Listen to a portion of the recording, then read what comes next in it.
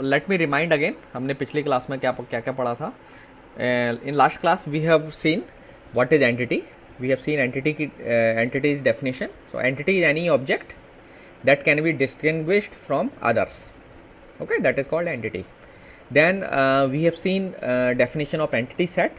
So entity set means a set of same type of entities is called entity set, like set of doctors, set of nurses in a hospital, or set of medicines, set of administrative staff, set of patients, set of rooms. All these are entity sets.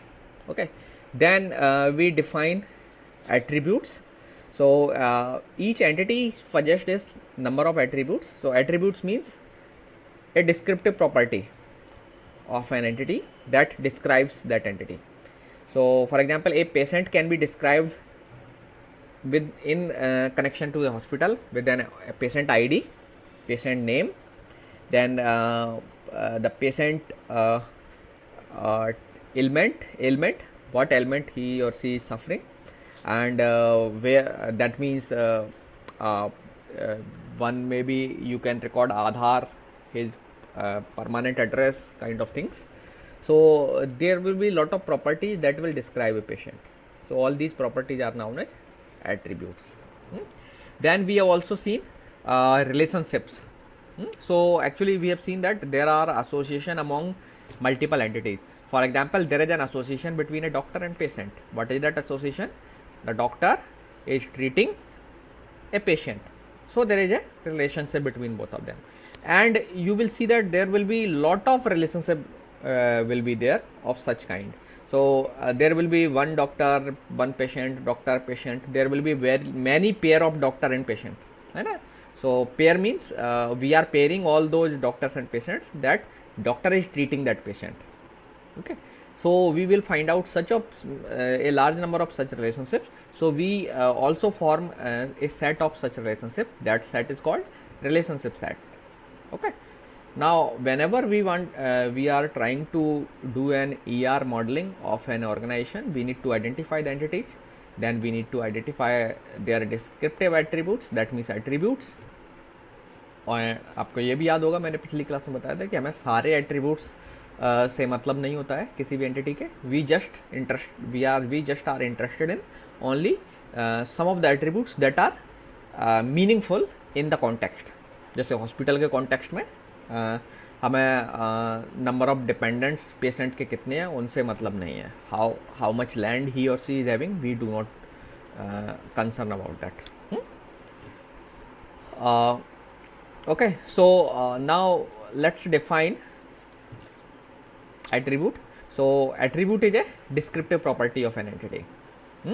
Now we can classify these attributes in some categories on the basis of different criteria.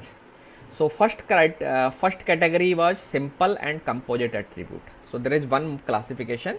We can divide all the attributes into two categories, simple and composite attribute. So composite attribute are those attributes that can be further subdivided. Okay, and those attributes that cannot be divided further are called simple attribute. For example, age is a simple attribute. We cannot divide it in sub parts, but in name of a person, or let's say name of the patient, can be treated as a composite attribute. Why? If we want, then we can divide name into three pieces: first name, middle name, and last name. Similarly, address is also a composite attribute.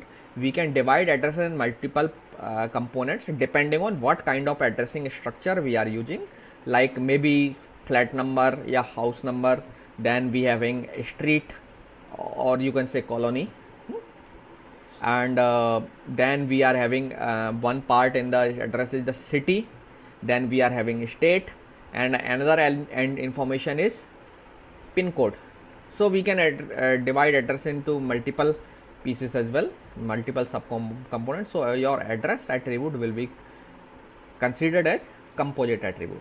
Okay, now in many cases consideration of a attribute as a composite attribute or a simple attribute depends on the context.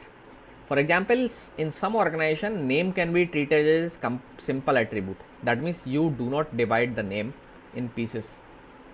And some cases, you consider name with three components.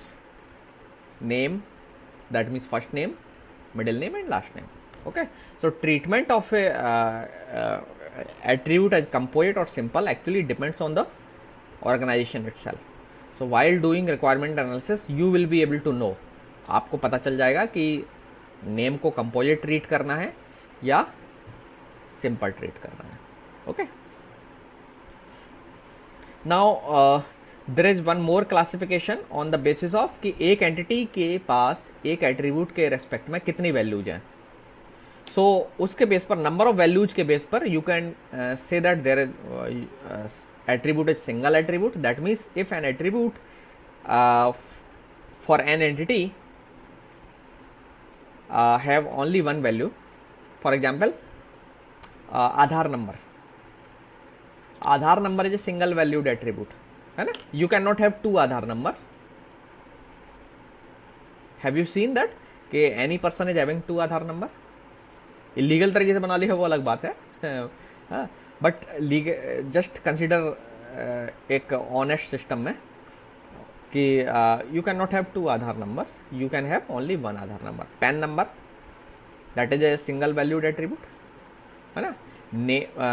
Many times generally name जो है एक single valued attribute होगा, because in any organisation आप काम कर रहे हैं तो वहाँ आप एक ही अपना नेम रेफर करते हैं. पेट नेम आपका घर के लिए हो सकता है. Okay, we are not considering that scenario. So name is a single valued attribute, but there are cases where for a certain attributes you might have multiple values. For example, contact number. So let's suppose doctor is an entity set और उसमें doctor entity है, उसके पास एक attribute है contact number. Now a doctor can have multiple contact numbers, है ना. So he might be having office number and one or more phone numbers. So the contact number attribute will be referred as multi-valued attribute. क्यों? क्योंकि एक entity के एक attribute के corresponding multiple values हैं. Similarly अगर एक ऑर्गेनाइजेशन में एम्प्लॉय के बारे में बात करें तो एम्प्लॉय के पास एक एट्रीब्यूट, सपोज एक रिकॉर्ड आप कर रहे हैं नंबर ऑफ डिपेंडेंट्स, है ना. समटाइम्स कंपनी जो है ना अपने एम्प्लॉयज़ के लिए को फैमिली प्रोटेक्शंस भी ऑफर करती हैं, जॉब का पार्ट होता है उनके, तो वो नंबर ऑफ डिपेंडेंट्स कितने हैं इस पर्सन के वो रिकॉर्ड करते हैं. मे बी वो जो है ना अगर मेडिकल फैसिलिटी दे रहे हैं, एक कंपनी जो ना अपने एम्प्लॉयज़ को मेडिकल फैसिलिटी दे रही है, then it would like to record how many dependent people are there for that person. So number of dependent will be also a multi valued attribute. Okay, so this is one classification. जो ये classification हमने कैसे किया कि एक attribute की कितनी possible value है एक एंटिटी के लिए. अगर एक ही पॉसिबल वैल्यू है एक एंटिटी के लिए तो हम कहते हैं कि this is a single valued attribute. अगर एक एंटिटी के लिए उस एट्रीब्यूट की मल्टीपल वैल्यूज हैं then we say that this is a multi valued attribute. Okay, so हालांकि समटाइम्स ये भी होता है कि हम एट्रीब्यूट को सिंगल वैल्यू ट्रीट करते हैं या मल्टी वैल्यू ट्रीट करते हैं. It also depends on organisation. For example sometimes you may would एक पर्सन के पास तो मल्टीपल नंबर्स हो सकते हैं, but you just only want to record only one contact number, है ना. मल्टीपल फोन्स हो सकते हैं लेकिन आपको एक ही फ़ोन नंबर में इंटरेस्ट है. You do not want to record all the phone numbers. So for example अगर मान लीजिए सपोज दैट यूनिवर्सिटी ने आपसे कॉन्टैक्ट नंबर लिया होगा तो आपसे एक ही नंबर आपका लेते हैं. आप देना चाहें दे सकते हैं multiple. Generally university require only one number, और आपके पास तो मल्टीपल हो सकते हैं, है ना. कई बार आप विलिंगली देते हैं, कई बार नहीं भी देते हैं, but university requires only one contact number. सो आपका contact number attribute in that case will be a single valued attribute. Okay, so in some cases it also may be the case that you may treat an attribute as a single valued attribute which can be treated as multi-valued.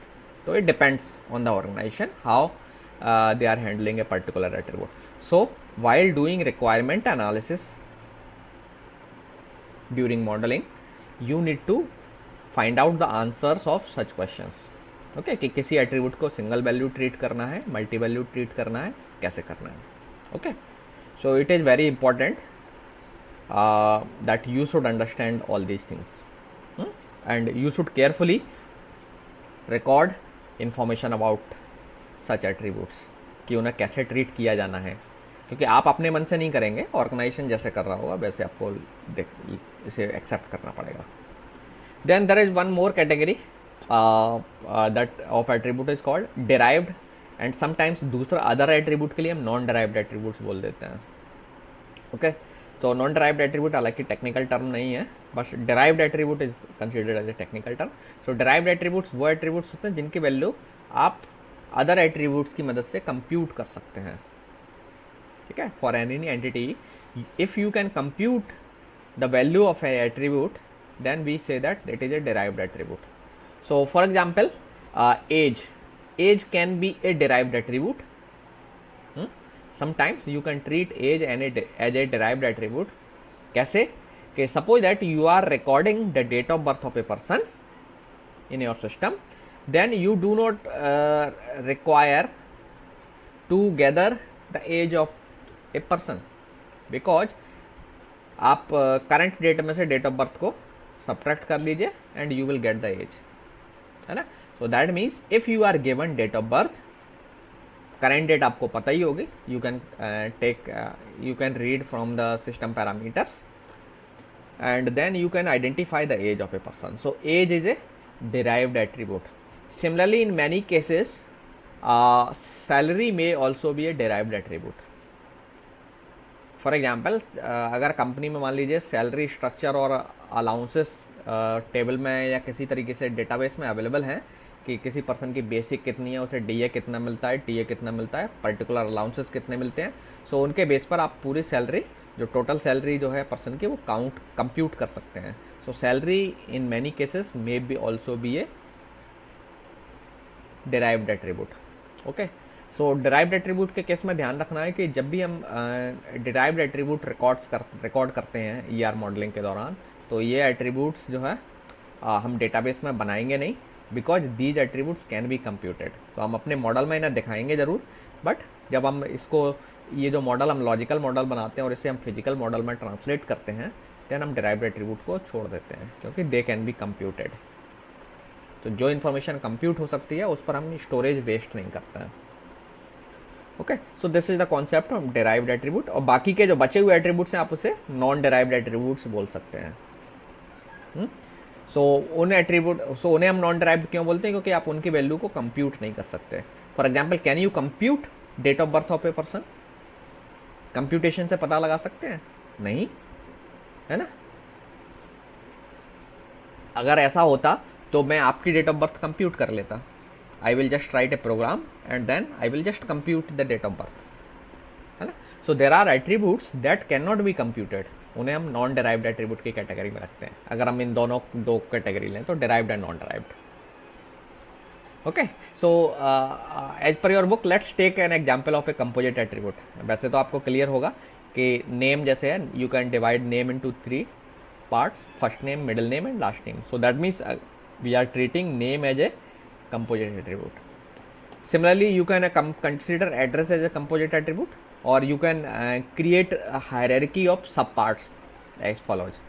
Address can be divided into 4 parts. Let's say street, city, state and postal code.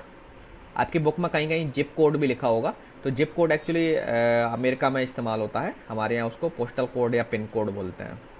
ठीक है, सो postal code लिखा होगा. सो आपने address को पहले 4 parts में divide कर दिया. देन फर्दर स्ट्रीट को आप भी फर्दर 3 पार्ट्स में डिवाइड कर सकते हैं. लाइक स्ट्रीट मतलब street number, street name, apartment name और अपार्टमेंट नंबर. ठीक है, सो जनरली हमारे यहाँ कन्वेंशन ये है कि आप स्ट्रीट को, स्ट्रीट का मतलब या मोहल्ले से है या एक एरिया से, जिस एरिया में आप रह रहे हैं, तो आप उसे डिवाइड कर सकते हैं. अपार्टमेंट, देन अपार्टमेंट का नाम, colony, and then may be flat number, something like that. तो ये क्लासिफिकेशन तो डिपेंड करेगा आप एड्रेस की किस तरीके से रिकॉर्ड कर रहे हैं, उस पर डिपेंड करेगा. That means you can divide N attribute, A composite attribute into multiple सब पार्ट्स. सो ये जो डिवीजन है, अगर आपके ऑर्गेनाइजेशन में वो लोग ऐसे कर रहे हैं तो आपको ऐसे ही उसे रिकॉर्ड करना होगा अपनी रिक्वायरमेंट एनालिसिस में. Okay, now let's talk about mapping cardinality. So पहले हम रिलेशनशिप पर वापस आ जाते हैं. जैसे I told you that when you are going to understand an organization so that you can do modeling for them in order to automate their system. You need to identify entities and then relationship among them. So suppose that आपने entities identify कर ली and relationship भी identify कर ली. So for example, there is a doctor entity set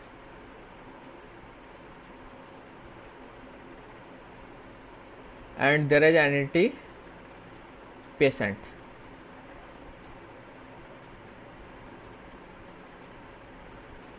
है ना. Now sometimes what happens, इन दोनों obviously इन दोनों के बीच में रिलेशनशिप तो होगी क्योंकि डॉक्टर पेशेंट्स को ट्रीट कर रहा है. ठीक है. जनरली हम रिलेशनशिप के लिए नोटेशन मैं बाद में बताऊंगा. मैं ऐसे ही ड्रॉ कर दे रहा हूँ ये क्यों बनाया है. We will talk about them later. So doctor and patients have relationship.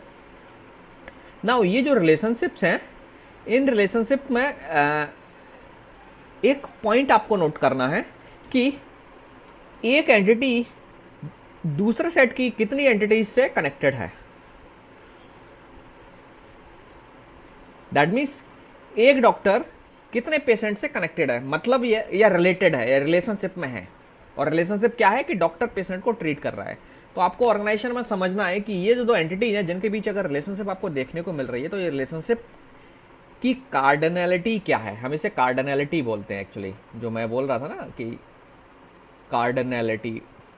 So cardinality से मतलब है कि एक एंटिटी सेट की एक एंटिटी दूसरे एंटिटी सेट की किसी एक एंटिटी से किस तरीके से जुड़ी हुई है. मतलब या एक एंटिटी इधर की एक एंटिटी यहाँ की कितनी एंटिटीज से जुड़ी हुई है. Is there any kind rule there. वो रूल आपको पहचानना है, पता करना है, जिसे हम बोलते हैं mapping cardinality.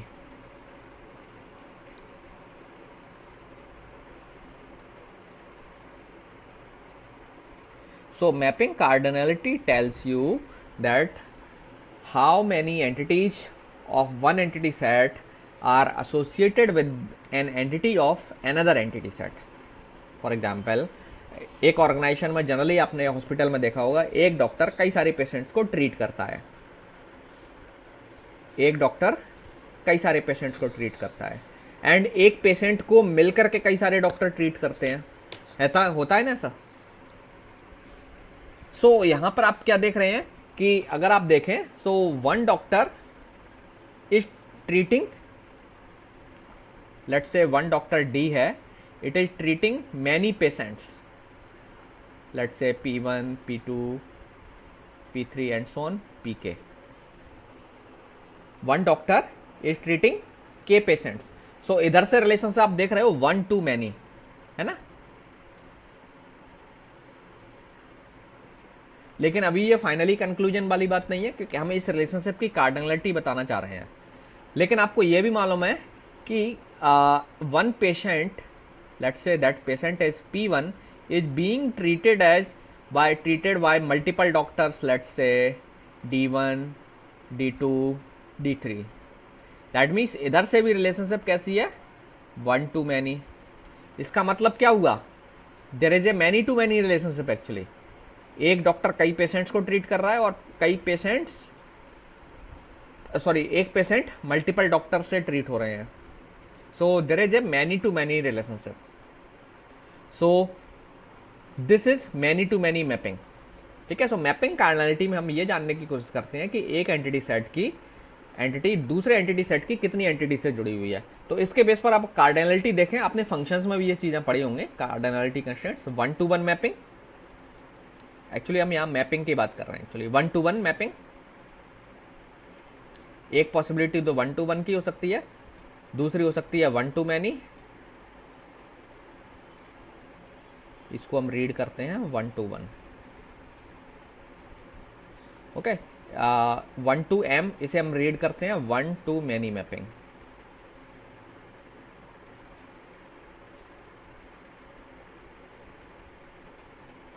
Similarly, you can have many to one mapping. We read it as like many to, ऐसे लिखा है many to one. Mapping, and then there may be many to many, इसे हम रीड करते हैं many to many mapping. Okay, so while doing requirement analysis you need to identify all these mappings. कि जब आप रिलेशनशिप देख आपको मिली तो आपको रिलेशनशिप में मैपिंग भी बतानी है कि इनके बीच में मैपिंग क्या है. तो जैसे इसके केस में मैनी टू मैनी मैपिंग थी, एक डॉक्टर कई पेशेंट को ट्रीट कर रहा है और एक पेशेंट को कई डॉक्टर ट्रीट कर रहे हैं. So there is a many to many mapping. So sometimes we write M to M there, और इनके नोटेशन भी अलग अलग होते हैं. We will talk about notation later. Now let me give one example. Now आपने हॉस्पिटल में देखा होगा there is entity set patient and there is entity set bed. Hospital में कई सारे बेड्स होते हैं, तो बेड का एक एंटिटी सेट है एंड पेशेंट और बेड के बीच में कनेक्शन है कि पेशेंट को एक बेड अलोकेट हुआ है, इनके बीच में रिलेशनशिप है. ठीक है, कैसे है नोटेशन और उस सब के बारे में बात करेंगे.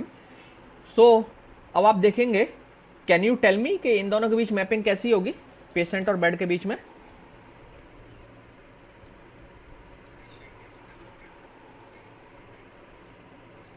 एक पेशेंट को कितने बेड मिलेंगे, 1 है ना, और एक बेड पर कितने पेशेंट होंगे, 1 है ना. दैट मीन्स दोनों के बीच में 1-1 मैपिंग है, सीधे सीधे 1-to-1. 1 patient is given 1 bed. दूसरे साइड से भी आंसर करना होता है कि मैपिंग समझने के लिए दोनों साइड से देखना है. एक पेशेंट को कितने बेड मिल रहे हैं, ओनली 1, एंड एक बेड पर कितने पेशेंट हैं, only 1. So that means this mapping is 1-to-1. Okay, so 1-to-1 मतलब आपस में एक एक एंटिटीज ही कनेक्टेड हैं, मल्टीपल वाला कॉम्बिनेशन नहीं है, 1-to-1. तो this is called 1-to-1 mapping. So इन दोनों के बीच में जो कार्डिनलिटी है वो कौन सी है, मैपिंग कार्डिनलिटी 1-to-1. सो आपको इसे रिकॉर्ड करना होगा, आपको ये कार्डिनलिटी रिकॉर्ड करनी है, पकड़नी है, समझनी है ऑर्गेनाइजेशन में कि क्या कार्डिनलिटी, क्योंकि ये कार्डिनलिटी आपके डिजाइन को अफेक्ट करेगी. Okay, so this is 1-to-1, this is an example of 1-to-1 mapping. Similarly आपने बैंकिंग में देखा होगा, जनरली बैंक में क्या होता है कि अकाउंट एंटिटी सेट है एक, अकाउंट मतलब सेविंग अकाउंट की बात कर रहा हूं मैं, एंड ये है आपका कस्टमर. नाउ आपको मालूम होगा कि एक ब्रांच में, दैट मीन्स या एसबीआई में एक ही आप अकाउंट रख सकते हैं. सो 1 कस्टमर कैन हैव 1 अकाउंट, और अज्यूम कर लीजिए जॉइंट अकाउंट की परमिशन नहीं है, मान लीजिए, तो क्या होगा, एक कस्टमर का एक अकाउंट के अगेंस्ट में एक ही कस्टमर. तो ये मैपिंग कैसी हो जाएगी, अभी मैं ऐसे ही लिख देता हूं, 1-to-1. 1 account can have only 1 customer because there is no possibility of opening a joint account. मान लीजिए हमने जॉइंट अकाउंट की परमिशन रोक दी है, bank does not allow opening any kind of joint account, और एक कस्टमर केवल मैक्सिमम एक ही अकाउंट खोल सकता है. तो एसोसिएशन कैसा है दोनों के बीच में, आपस में 1-to-1, मतलब एक अकाउंट एक कस्टमर से जुड़ा है और एक कस्टमर केवल एक अकाउंट से जुड़ा है. So this is a 1-to-1 mapping. अच्छा, now there may be 1-to-many mapping. Now suppose that एक बैंक अलाउ करती है, परमिशन दे देती है कि यू कैन ओपन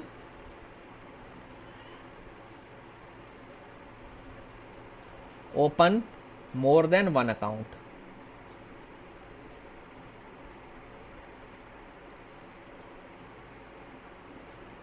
मान लो एसबीआई जो है आपकी बैंक है और उसने परमिशन दे रखी है कि आप मल्टीपल अकाउंट खोल सकते हैं एसबीआई में. They have change their law, हालांकि ऐसा नहीं है, but for the time being assume कर लीजिए. That means now this is customer, this is account. So एक customer multiple account of hold कर सकता है, लेकिन मान लीजिए अज्यूम कर लेते साइट में joint account is not allowed. Joint account is not allowed. So one customer can have multiple accounts, but one account can have maximum one customer. So ये मैपिंग कैसी है? One to many. One to many में ध्यान रखना, एक side से one का condition रहेगी. Customer account can not have more than one customer. Account के साइड से एक ही कस्टमर अलाउड है, but customer can have multiple accounts. So ये कार्डिनलिटी कैसी हो गई? One to many. Okay, now scenario बदल देते हैं. जॉइंट अकाउंट अलाउड है, but more than one account allowed नहीं है.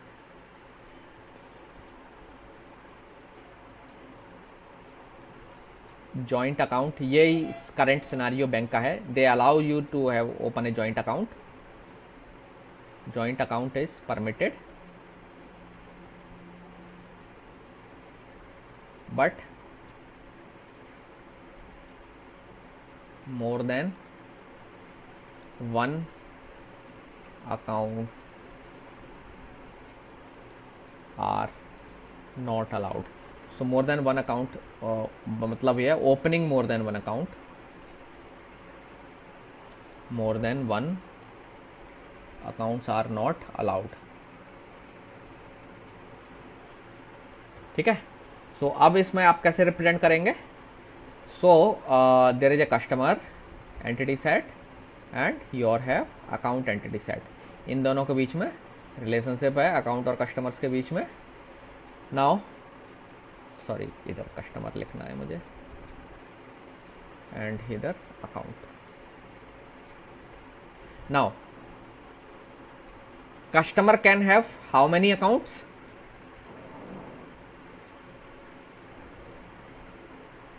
One. Account can have how many customers? More than one, है ना, क्योंकि जॉइंट अकाउंट है. तो जॉइंट अकाउंट में अज्यूम कर लेते हैं दो, मिनिमम दो लोग होंगे, तो यहाँ एम लिख सकते हैं. तो ये मैपिंग कैसी है? मैनी टू वन, है ना. और जब दोनों साइड अलाउड हो, मल्टीपल अकाउंट्स भी आप खोल सकते हैं और जॉइंट अकाउंट भी खोल सकते हैं, तो यही मैपिंग कैसी हो जाएगी? Many to many. Okay. So आप देख रहे हैं, जैसे ही आप एक रेगुलेशन में थोड़ा सा चेंज कर रहे हैं, पॉलिसी बदल रहे हैं, तो पॉलिसी से ये जो इसका जो इंफॉर्मेशन है वो बदल जा रही है. ओके. तो आपको किसी भी ऑर्गेनाइजेशन में when you are going to do any requirement analysis, you need to understand all these kind of things. ठीक है. तो for that you need to identify what the policies they are following, and वो आपके उन लोगों से बात करने से, उनके डॉक्यूमेंट्स को स्टडी करने से पता चलेगा, है ना. So you need to identify these details कि if there are relationship between multiple entity sets, then what are the cardinalities of these relationships? You need to record those cardinalities, because these cardinalities will have impact on your database design. Okay, so you need to identify carefully all these cardinalities. So there are four, let me summarize. There are four mapping cardinalities that can exist between a relationship, or the entities that are participating in a relationship. That is, one is one to one mapping, or you have one to many mapping, or many to one mapping, or many to many mapping. Okay, so you should capture these mappings carefully.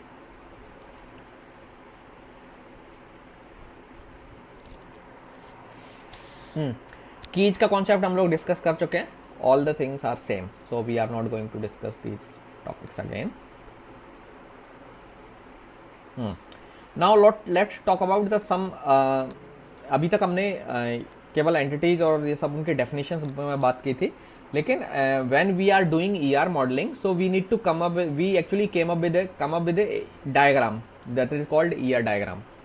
So to represent all these information what we have gathered, we need a mechanism. ठीक है. ये सब information और ये जो rules और जो understanding हमने बनाई, गैदर की है रिलेटेड टू पर्टिकुलर ऑर्गेनाइजेशन जिसको हम ऑटोमेट करने जा रहे हैं, in our case is hospital. So whatever you have identified और whatever you have understood, you need to record that information in some way. So actually we record or we represent this information with the help of some shapes. Okay, and with the help of these shapes we prepare a diagram that is called entity relationship diagram. Okay, so different components को हम different तरीके से represent करते हैं. सो for example जो entity sets हैं हम उसे एक रेक्टेंगुलर शेप से रिप्रेजेंट करते हैं कुछ इस तरीके से. सो for example you can see that here instructor is an entity set. आपकी जो बुक है यूनिवर्सिटी जो आपका सिस्टम है उसी को उन्होंने मैप किया हुआ है, उसी का उन्होंने ER मॉडलिंग किया है. तो आपकी यूनिवर्सिटी में एंटिटी सेट में एक एंटिटी तो होती है आपकी इंस्ट्रक्टर, दूसरी एंटिटी है स्टूडेंट. और इंस्ट्रक्टर को आप एंटिटी को इस तरीके से रिप्रेजेंट करेंगे because instructor is an entity set. So entity set को रिप्रेजेंट करने का क्या तरीका है, you will draw a rectangular shape. उसमें ऊपर के पार्ट में आप एंटिटी सेट का नाम लिख देंगे. What so entity set need to be given a proper name also. ठीक है, जिसको वो रिप्रेजेंट कर रहे हैं वो नाम देना चाहिए. जैसे we are preparing an entity set for instructor, so we will write instructor. So this is the name of the entity set. Okay, so आपको एक प्रॉपर नेम देना है. Then this entity set will have a set of attributes that describes this entity set or describe entities in this set. So you need to list those attributes within this rectangular box. Okay, so जैसा कि मैंने बताया था कि this instructor entity might have multiple attributes, but you will only list those attributes that you are considering. और आपको कौन से कंसीडर करने हैं, जो नेसेसरी हैं, अननेसेसरी नहीं.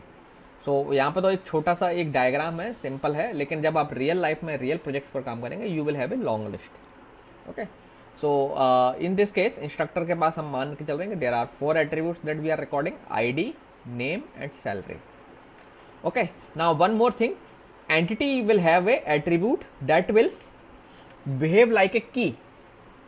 सो किसी भी एंटिटी को यूनिकली आइडेंटिफाई करने के लिए आपके पास एक एट्रीब्यूट या एट्रीब्यूट का ग्रुप होगा जिसे हम की बोलते हैं.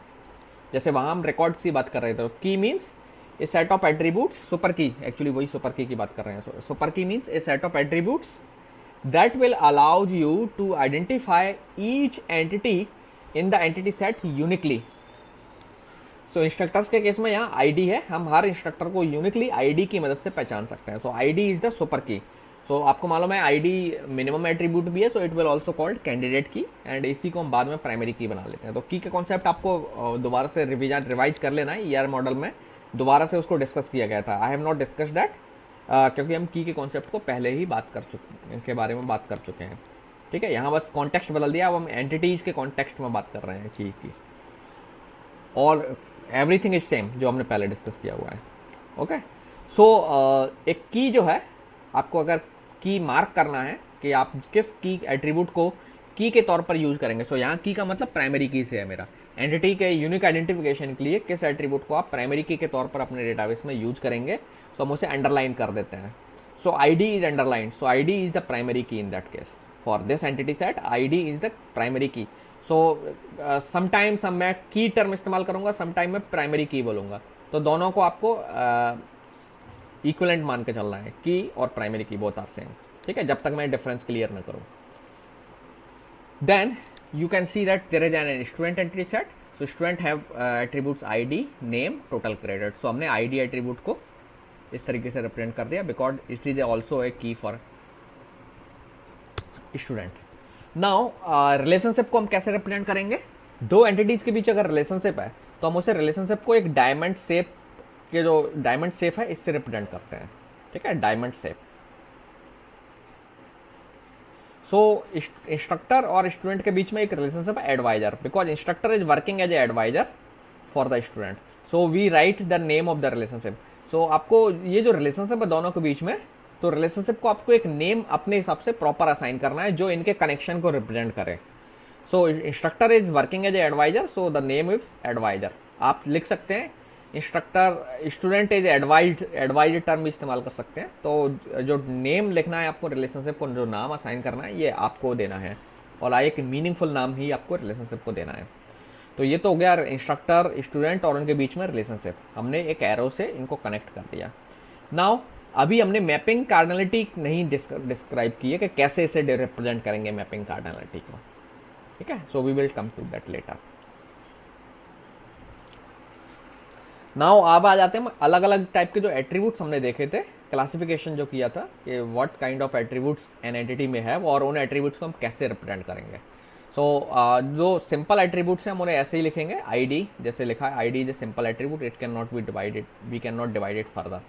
लेकिन अगर एक कंपोजिट एट्रीब्यूट आपके पास है, so for example name is a composite attribute, so अगर आप नेम को कंपोजिट एट्रीब्यूट के तौर पर ट्रीट कर रहे हैं तो आप एक इंडेंट टैब देंगे, आप देख सकते हैं इंडेंट किया हुआ है हमने, एक टैब दे करके आप लिख देंगे सारी चीज़ें जो इसके कंपोनेंट्स हो। नेम को हम अगर 3 कंपोनेंट्स में ट्रीट कर रहे हैं तो नेम को first name, middle name and last name.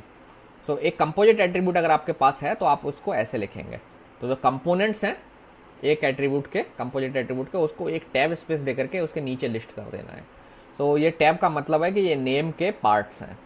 Similarly अगर एक एट्रीब्यूट जैसे कंपोजिट्स का जो डिवीजन का लेवल है वो मल्टीपल हो सकते हैं, जैसे एड्रेस, एड्रेस को आपने डिवाइड किया था street, city, state and zip में, 4 पार्ट्स में डिवाइड किया था। तो एड्रेस को आपने पहले 4 पार्ट्स लिख दिए, है ना, ऐसे लिखा है। लेकिन आपने स्ट्रीट को फर्दर और डिवाइड किया हुआ है तो आप एक टैब और लगा देंगे और स्ट्रीट्स के फर्दर जो डिवीजन है उसे यहाँ लिख देंगे इस तरीके से। तो टैब स्पेस इज इंडिकेटिंग कि ये जो पार्ट है ये इसके सब पार्ट्स हैं और ये चारों इसके सब पार्ट्स हैं, ठीक है। I think are you might be you may have captured this logic how we are representing hierarchy. अगर मान लीजिए स्ट्रीट को और फर्दर आपने डिवाइड किया होता तो यहाँ नीचे लिखते और एक और टैब लगा देते स्ट्रीट के कंपोनेंट्स में, ओके। सो यहाँ पर इतना ही था।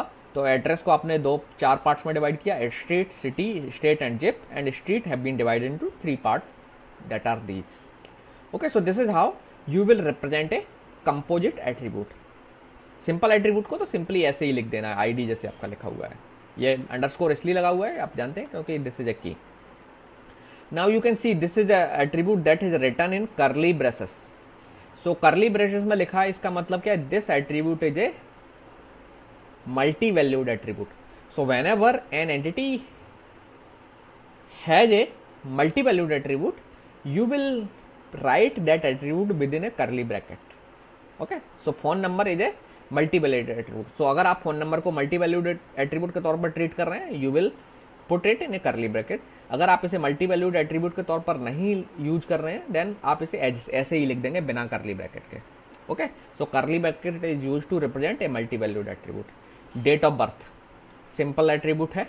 देन एज, एज के सामने आप देख रहे हैं फंक्शन के फॉर्म में सेफ है। So it is representing that age is a derived attribute, that means age is a attribute that can be derived. So we are treating age age a derived attribute, okay. So derived attribute में हम function वाला जो parenthesis है वो लगा देते हैं आगे एट्रीब्यूट के। अगर एज को आप डिराइव्ड एट्रीब्यूट के तौर पर ट्रीट नहीं कर रहे हैं then you will write it simply like that बिना पैरेंथेसिस के। so this is how we will represent the entities in our entity set, okay। now sometimes it may happen that कि जो entities के बीच में जो relationship है, so for example here instructor and student have one relationship that is advisor। instructor is advising student, so that's why this relationship is there। And कई instructor कई students को एडवाइज कर रहे हैं। So there are multiple such kind of relationships are available in your system जिसको आप analyse कर रहे हैं। सो आपने एक एंटिटी सेट बना लिया, सॉरी रिलेशनशिप सेट बना लिया, we are calling it adviser.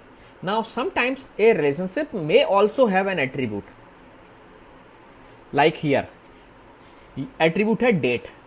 सो ये डेट क्या रिप्रेजेंट कर रहा है, ये एडवाइजर जो रिलेशनशिप है इसका एट्रीब्यूट है। That means this date is associated with this relationship, कि ये रिलेशनशिप किस डेट को क्रिएट हुई, मतलब इंस्ट्रक्टर ने स्टूडेंट को कब से एडवाइज करना शुरू किया।